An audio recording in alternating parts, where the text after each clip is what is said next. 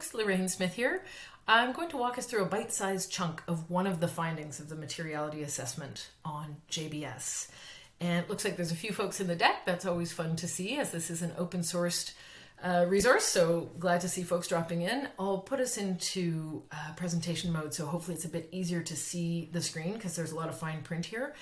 And I'd like to focus on the topic of diversity and inclusion and touch on why I see it as quite important for the business model, one of the first themes that came out in this assessment, and then go into a little bit more about where we see that playing out, the story within JBS's reporting. And I'll just go through the table of contents, which is linked at the top right of every slide, with a reminder of the purpose of this overall assessment. My vision is an economy that works in service of life. And so when I look at a company like JBS, I'm trying to understand how are they or are they not serving life. And I'm looking for evidence of that and trying to understand what is the business doing to create value. So one of the themes that really popped up was around the current business model, perpetuating harm to people and planet. And I unpacked that in quite a bit of detail. And one of the elements of that is, in fact, in relation to diversity and inclusion. They include some data. I'm going to unpick why does this give me pause and make me long for a different way that this company could indeed be serving life. On one page of their 2021 sustainability report, which is the most recent one that I had access to, page 91, we see race data for JBS Brazil, JBS USA. The pie charts make it look like a fairly diverse group. Yet when we go to the very next page, we see related but different data. This data set is a table about the percentage by race of the management of JBS Brazil, JBS USA, as well as Pilgrims. And I find it quite interesting that that data set was provided as a table, whereas the employee data on the previous page was in a more colorful pie chart. I don't know the reason behind that. I just know when I took a closer look at the table, I thought, what would happen if I illustrated that data as well, just to see it in more living color to understand what's happening? And sure enough, this table at the bottom in yellow and green, which is a table I created just by plugging in the actual numbers from JBS's report, the vast majority of management in JBS Brazil are white versus non-white. In the US, the vast majority of employees versus management are not white.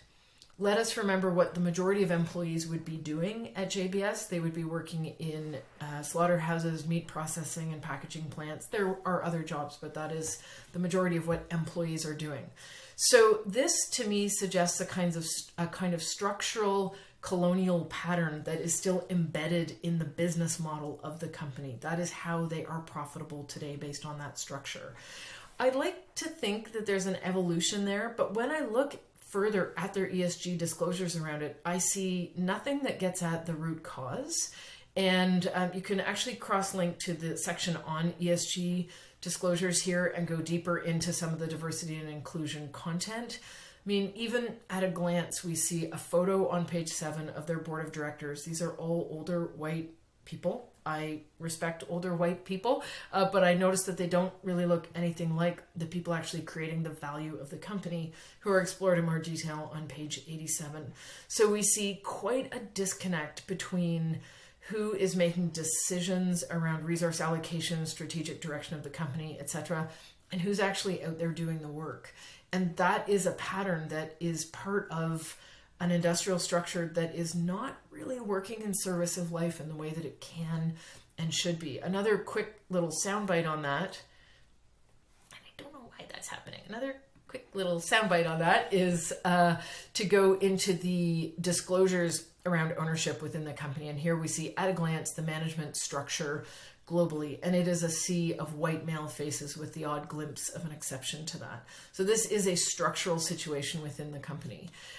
There's a lot more we could say about that. I just wanted to unpack that bite really quickly. If you'd like to know more about what's going on here, you could just click into about this document. You will find out more. I would love your feedback. There's a guest book here that you can click on. You can leave information anonymously if you'd like. If there's something you think I can do better, I've missed information, you've got ideas or tips. Speaking of tips, there's also a link to my tip jar here, which is how I keep my lights on, and very grateful to be able to do that. thank you so much for your attention and for dropping by. I really appreciate it.